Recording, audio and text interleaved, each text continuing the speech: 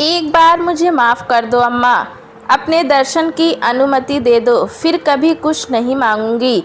कसम से अम्मा, सिर्फ एक बार। ये था अम्मा की लाडो गुड्डो का आखिरी मैसेज जो अम्मा ने शायद देखा ही नहीं था। देखती भी कैसे भला। अम्मा को उनके मैसेज और फ़ोन से कोई मानसिक तनाव ना हो, इसलिए मैंने ही तो उनका नंबर अम्मा के मोबाइल से उड़ा दिया था। फिर पता नहीं कब अम्मा ने निजाम भैया से गुड्डो दी का मोबाइल नंबर ले लिया था, पर उनको सेव करने नहीं आता था, इसीलिए मुझे कहा था उनका नंबर सेव करने के लिए, पर मैंने उनका चैट आर्शीव कर दिया, इसलिए अम्मा देख नहीं पाई होंगी और मुझे भी ध्यान नहीं रहा कि मैसेज देखूं। अम्मा जब से अस्पताल में एडमिट हुई थी, किसी को भी कोई होश कहाँ था। बाबूजी ने ही कहा था अभी अम्मा को फ़ोन ऑन से दूर रखना, तो हमने अम्मा का फ़ोन अस्पताल में नहीं ले जाने दिया। वैसे भी मुझे तो हमेशा बाबूजी के गुड बुक में रहना था, इसलिए मैं कभी सामने से दी को फ़ोन नहीं करती थी। अम्मा की तिरामी पर कुछ रिश्तेदारों के फ़ोन नंबर लेने के लिए जब अम्मा के फ़ोन की ज़रूरत पड़ी, तब मैंने उनके मोबाइल को खोला तो कुछ पुराने मैसेज को चेक करते हुए गुड्डू दी के इस आखिरी मैसेज पर नज़र पड़ी, तो मेरा विचलित मन पिछले दिनों घटने वाली एक बार पर फिर अनहोनी पर विचार करने को विवश हो गया। 10 दिन पहले की तो बात है। अम्मा लगभग मृत्युशैया पर थी। कैंसर अपने अंतिम पड़ाव पर जीवन मृत्यु की स्पर्धा में जैसे अम्मा को हराने की पूरी तैयारी करके आया था, और इधर अम्मा थी कि पता नहीं कौन सी एक अधूरी आस और इंतज़ार को आंखों में बसाए बैठी थी कि उनकी आंखें और भी प्रखर सी हो गई थीं। अम्मा की निस्तेज और जर्जर शरीर का सारा तेज लगता है उनकी आंखों में समा गया था। वैसे तो प्रकट में कोई कुछ भी नहीं कह रहा था, पर मैं, बाबूजी और अभिषेक भैया अच्छी तरह जानते थे कि अम्मा को किसका इंतज़ार था। उनकी लाडली गुड्डो का, और हो भी क्यों ना भला। आखिर अम्मा को गुड्डो दी को देखते हुए उन्हें कम से कम 11 साल हो चुके हैं।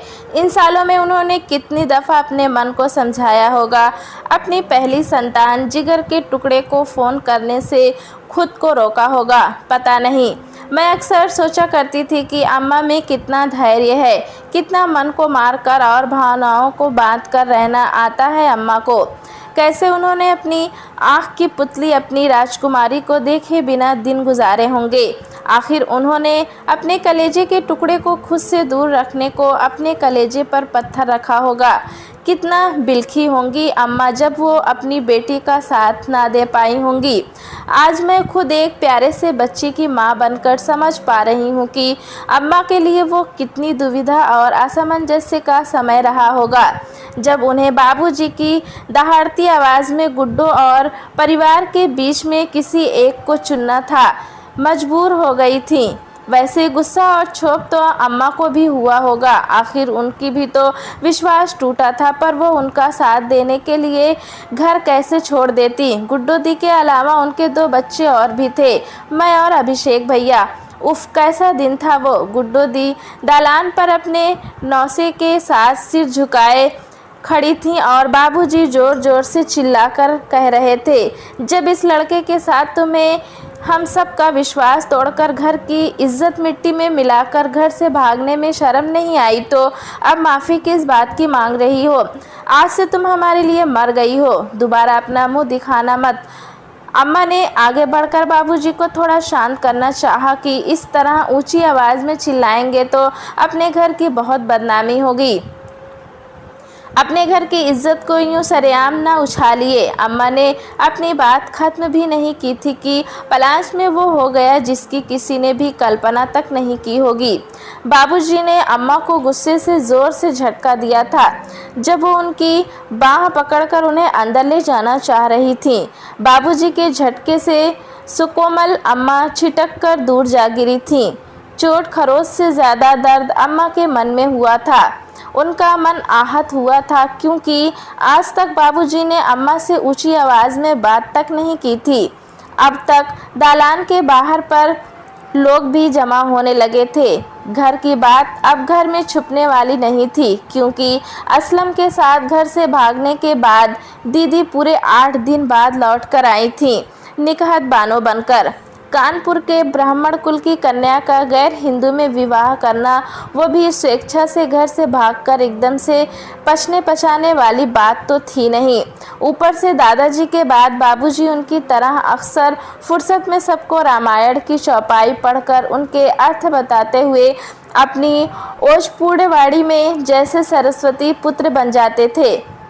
कई श्रद्धालु तो भाव विभोर होकर बाबूजी की चरण धूलि तक सिर पर लगा लेते थे। उस पर घर की बेटी ने जो जघन्य अपराध किया था वो अक्षम्य तो था ही, तत्कालिक समाज में घोर निंदा का विषय भी था। बाबूजी को जितना प्रेम अपने परिवार से था उतना ही अपनी ऊंची नाक से भी तो था, सो अपनी बेटी को माफ़ करने का तो सवाल ही नहीं उठता था। हम 3 भाई बहनों में गुड्डो दी अम्मा बाबूजी की सबसे बड़ी संतान थी। उनके बाद अभिषेक भैया, फिर सबसे छोटी मैं। दीदी अगर अम्मा की लाडली थी तो मैं बाबूजी की आंखों का तारा, और हम 2 बहनों के बीच अभिषेक भैया घर में सबके प्रिय पात्र तो थे ही, इसके अलावा दादी के कुछ ज़्यादा ही लाडले थे। वंशधर जो थे, परंपराओं को निभा करने वाले हमारे परिवार में जब बेहद खूबसूरत दीदी ने जन्म लिया तो अम्मा फूली नहीं समाई। दीदी की सुंदरता ने अम्मा को पहली संतान लड़की होने के तानों से भी बचा लिया था। बचपन में गुड्डो दी प्यारी तो थी ही, जैसे जैसे बड़ी होती गई उनकी खूबसूरती और भी निखरती गई। गुड्डो दी की सुंदरता देखकर रिश्तेदार और जान पहचान वाले तो कभी मजाक मजाक में कह देते थे कि पुष्कर जी और राधिमा जी की बड़ी बेटी कितनी खूबसूरत है, एकदम हीरोइन मॉडल जैसी, इसको तो फिल्मों में जाना चाहिए। सुनकर जहां दीदी पुलकित हो जाती, बाबूजी एकदम उखड़ से जाते और अम्मा कई बार हताश हो जाती। इतना रूप कहाँ समाएगा भला, जल्दी से गुड्डू दी की शादी कर दे। एक रात अम्मा ने बाबूजी को आशंकित होते हुए कहा, क्योंकि इन दिनों दीदी आईने के सामने ज़्यादा समय गुजारने लगी थी और पढ़ाई से उनका मन उचट सा गया था। अम्मा को लगता कहीं किसी के प्रेम में तो नहीं पड़ गई उनकी लाडली, इसीलिए उन्होंने बाबूजी से उनके विवाह की बात छेड़ी तो अम्मा के मन में चल रहे द्वंद्व से अनजान बाबूजी ने कहा, अभी आकांक्षा का बीए फाइनल हो चुका है, अगर वो आगे नहीं पढ़ना चाहती तो अमरेंद्र त्रिपाठी जी काफ़ी दिनों से अपने इंजीनियर लड़के सुभाष के लिए आकांक्षा का हाथ मांग रहे हैं। तुम कहती हो तो अगले रविवार को उन्हें घर बुला लेते हैं। आकांक्षा और सुभाष अगर एक दूसरे को पसंद कर लेते हैं तो इसी साल उसकी शादी भी कर देंगे। बाबूजी की बात सुनकर अम्मा आश्वस्त होकर उस रात तो चैन से सो गई। उस रात गुड्डू दी जब पानी लेने किचन में जा रही थी तो उन्होंने अम्मा बाबूजी की बात सुन ली थी। वापस कमरे में आकर देर तक भुनभुनाती रही कि मुझे तो अभी शादी ही नहीं करनी, और शायद थोड़ा सा रोई भी थी, फिर मुझे गले लगाकर सो गई थी। मुझे ज़्यादा कुछ तो समझ नहीं आया, पर इतना अंदाज़ा तो लग ही गया था कि गुड्डू दी अभी अम्मा बाबूजी की पसंद के लड़के से शादी करने को आसानी से मानेंगी नहीं, क्योंकि दीदी किसी असलम नाम के लड़के से ज़्यादा घुलने मिलने लगी हैं। इसकी भनक मुझे और भैया को अपने दोस्तों के द्वारा मिलती रहती थी। 12वीं में पढ़ने वाली मैं कोई बच्ची तो थी नहीं, और भैया तो दीदी के कॉलेज में ही फर्स्ट ईयर में था, पर गुड्डू दी ऐसे घर से भाग जाएंगी ये तो किसी ने नहीं सोचा था। अपनी सहेली पूनम की शादी में शामिल होने के लिए दीदी अम्मा से कहकर गई कि अम्मा, पूनम की शादी में सभी सहेलियां रात भर रुक रही हैं, मैं भी रुकना चाहती हूँ। कल सुबह सुबह ही पूनम की विदाई है, उसके तुरंत बाद आ जाऊँगी। आप बाबूजी को कैसे भी मना लेना। अम्मा अपनी लाडली को मना नहीं कर पाई। जाते जाते दीदी पलटी और कसकर अम्मा के गले लगी। उस वक्त अम्मा को अपनी गुड्डो पर जाने कैसा लाड आया कि अपने गले से सोने का हार निकालकर दीदी को पहनाते हुए बोली, शादी में जा रही है गुड्डो, ये ले सोने का है, पहन ले, पर संभाल कर रखियो। दीदी ने अम्मा के पैर छुए और फिर घर के ठाकुर जी को भी प्रणाम किया। तो उस वक्त दीदी का अम्मा के पैर छूना मुझे थोड़ा अजीब तो लगा, पर मैंने यूं ही उनको छेड़ते हुए कहा था, गुड्डो दी, आप अपनी सहेली की शादी में जा रही हो या खुद अपनी शादी में? आप अम्मा के पैर क्यों छू रही हो? बदले में दीदी मुस्कुराई और मेरे गाल खींचते हुए खुशी खुशी शादी में जाने को निकल गईं। खुद अभिषेक भैया तो ही उन्हें पूनम दीदी के घर तक छोड़कर आए थे। अगले दिन सुबह से दोपहर और अब शाम होने को आई और बाबूजी के दफ्तर से आने का समय भी हो गया तो अम्मा ने पूनम के घर फ़ोन लगाया तो उनकी बहन ने बताया रात गुड्डो दी जयमाल के तुरंत बाद घर के लिए निकल गई थीं, ये कहकर कि ज़्यादा रात तक ना रुक सकेंगी, उनके बाबूजी नाराज़ होंगे। पूनम दी के घर में भी सबको बाबूजी के गुस्सैल स्वभाव और पारंपरिक होने का पता था, अतः किसी ने दीदी को रुकने की जिद नहीं की थी। अब घबराकर अम्मा ने आशंका जताते हुए और लगभग रोते हुए कहा कि अगर गुड्डो कल रात ही घर के लिए निकल गई थी तो अब तक घर क्यों नहीं पहुंची? आखिर कहाँ गई होगी मेरी फूल सी कोमल बच्ची? कहीं उसके साथ कोई अनहोनी तो ना हो गई हो? अभी तेरे बाबूजी आते ही होंगे, उनको क्या जवाब देंगे? कहकर दादी ने अभिषेक भैया को गुड्डू दी के तमाम दोस्तों के घर पूछने को भेजा और मुझे सबको फ़ोन कर पूछने को कहा। तब स्मार्टफोन नहीं आया था, सो व्हाट्सएप नहीं हुआ करता था। इधर दीदी को सुबह से जब भी फ़ोन लगाया तो स्विच ऑफ आ रहा था। बाद में उनका फ़ोन उनके कमरे में टेबल पर पड़ा मिला था, जिसे दीदी ने जानबूझकर छोड़ा था या गलती से छूट गया था, इसका पता नहीं। उस रात दीदी जब दोस्तों के घर और फ़ोन पर दरियाफ्त करके भी नहीं मिली तो मजबूरन बाबूजी को बताना पड़ा। सुनते ही वो तो पहले अम्मा पर बिगड़े, फिर चाचा और दादी के साथ कुछ मशवरा करने लगे। पुलिस में तो जाने का सवाल ही नहीं उठता था, इससे परिवार की बदनामी जो होती। पूरे 7 दिन सब परेशान होकर उन्हें ढूंढते रहे। क्या मजाल जो दीदी के किसी दोस्त या सहेली ने उनके असलम के साथ भाग जाने की बात बताई हो। अम्मा ने रो रो कर जब दादी की अदालत में गुहार लगाई तो छोटे चाचा और बाबूजी जाकर थाने में रपट लिखवा आए और वहाँ भी बात को ज़्यादा ना फैलाने की विनती कराए। खैर बात तो फैलनी थी और फैली भी खूब, इतनी कि घर से निकलते ही जो जान पहचान का मिलता बस एक ही सवाल पूछता, गुड्डू का कुछ पता चला? अगर दीदी भागने के 2-3 दिन बाद ही लौट आती तो बात संभल जाती, पर वो लौटी भी तो पूरे 8 दिन बाद, असलम से निकाह करके। सब चौंक गए थे। हम दोनों भाई बहन को तो थोड़ी भनक थी भी कि गुड्डू दी किसी असलम नाम के लड़के से मिलती हैं, पर अम्मा बाबूजी को तो दीदी और असलम के मेल जोल के बारे में भी कुछ पता नहीं था। उनकी तो धरती ही डोल गई। गुड्डू दी ने पूरे परिवार को दुनिया समाज के सामने लाकर खड़ा कर दिया था।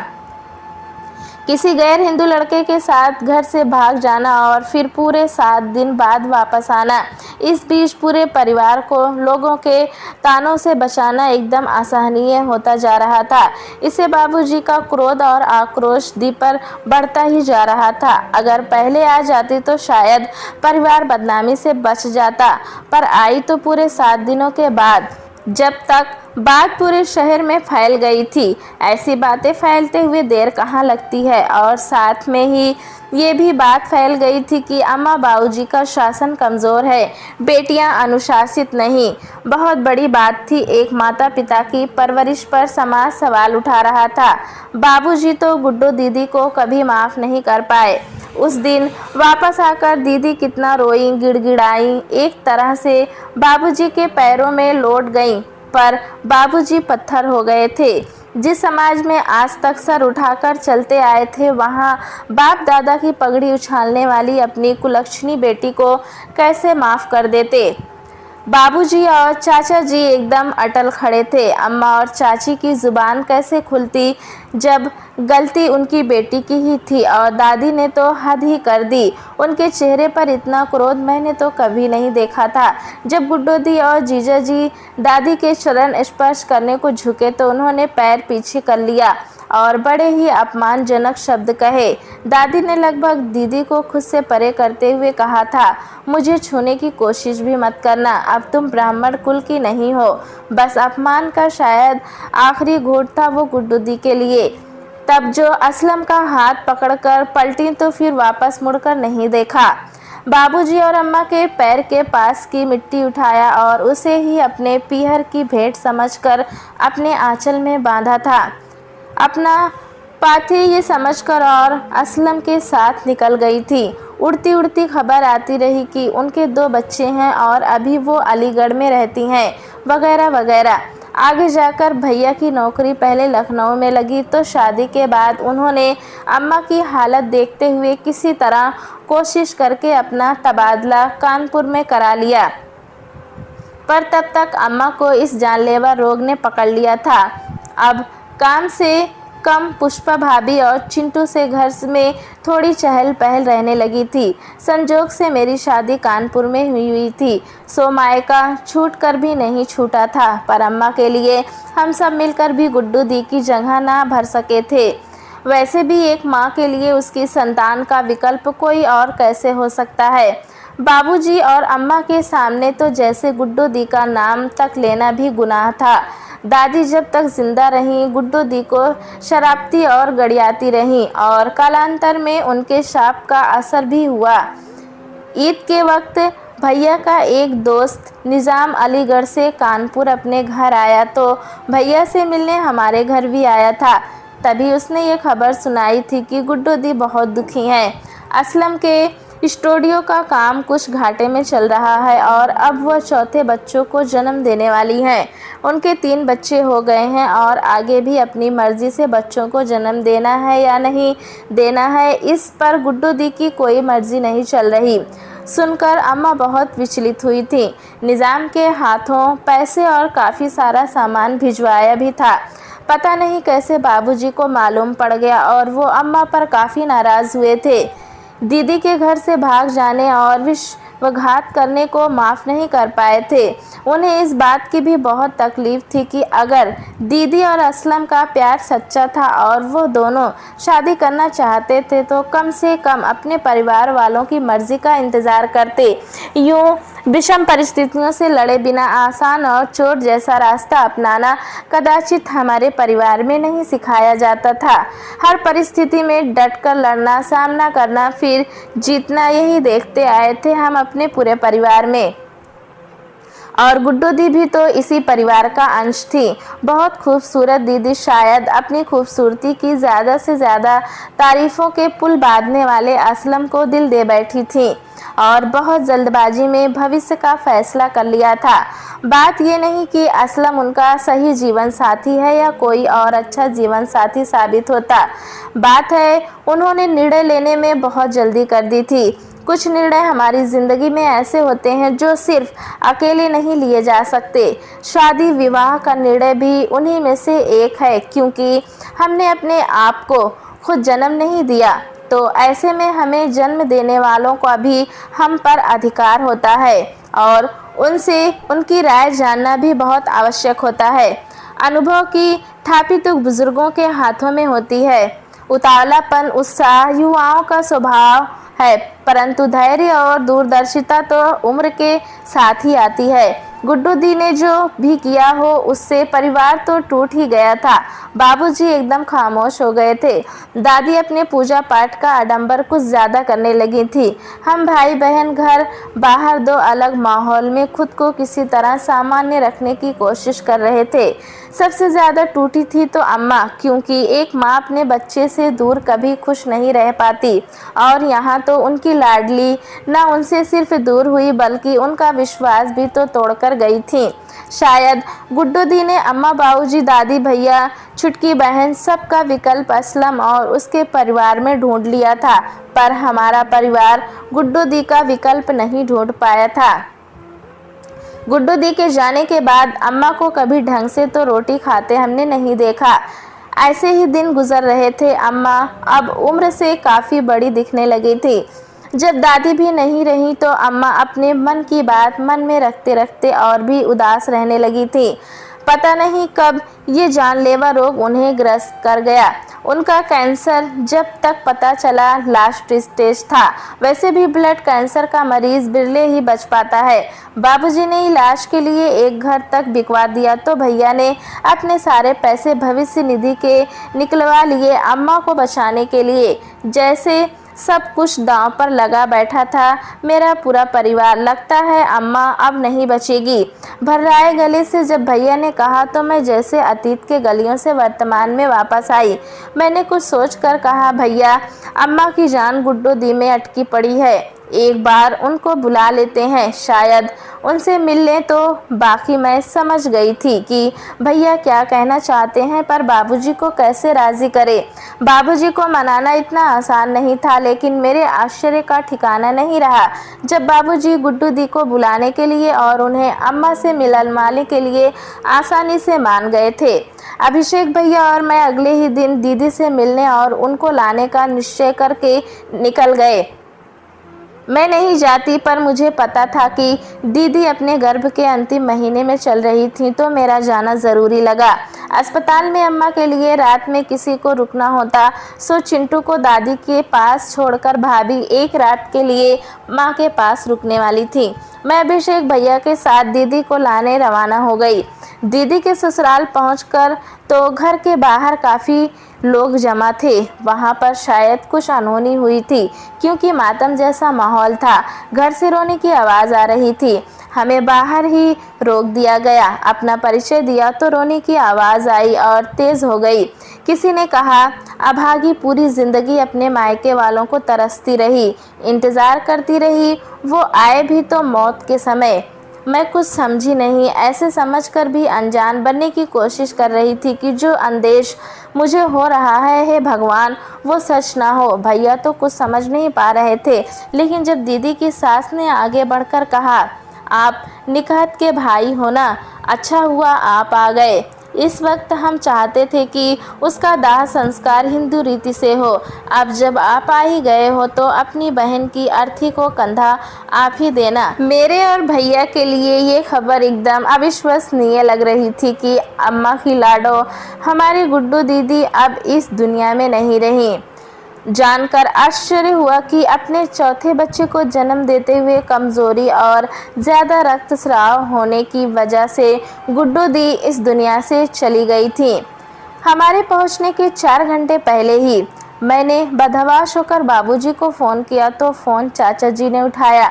हम कुछ कहते उसके पहले ही चाचा जी की रोने की आवाज़ आई। बोले, तुम और अभी यहाँ जल्दी आ जाओ, भाभी चली गई, ऐसा कैसे हो सकता है। सुनकर मुझ पर तो जैसे वज्रपात हुआ। अगर आसमान फट जाता, धरती खिसक जाती तो मुझे इतना आश्चर्य नहीं होता जितना ये जानकर हुआ कि उधर अम्मा नहीं रही और इधर गुड्डू दी भी रुखसत हो गई हैं।